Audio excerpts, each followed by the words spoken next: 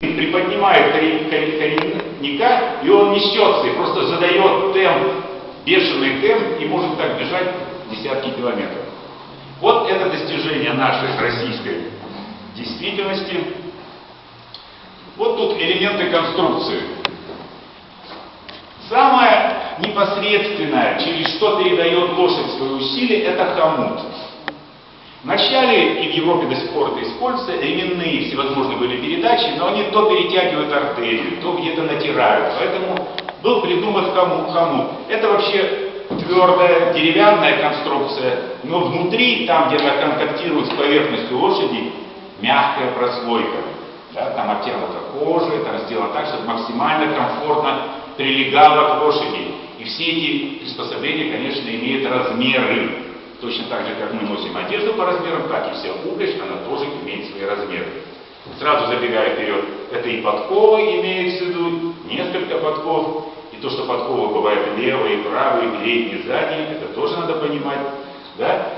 И все размеры вверх. Интересно, размеры седла. Это двойной размер. С одной человек под задницу всадника, надо иметь размер, но более важный размер это под спину лошади.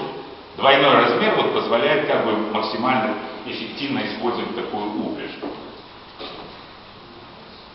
И как только овладели лошадиной силой, то есть как только механизм ее впрягли, равномерно она стала передавать свои усилия, появились конки, то есть по железной дороге, по рельсам, катится тележка, то есть минимальное трение, и сила лошадей заставляет их передвигаться.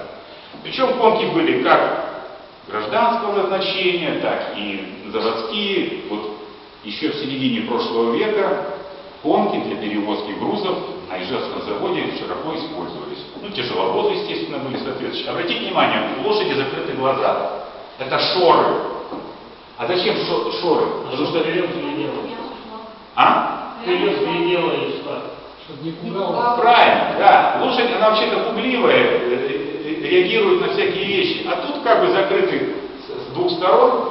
У лошади, в отличие от нас, зрение круговое. Она видит то, даже что сзади. Она видит все сразу.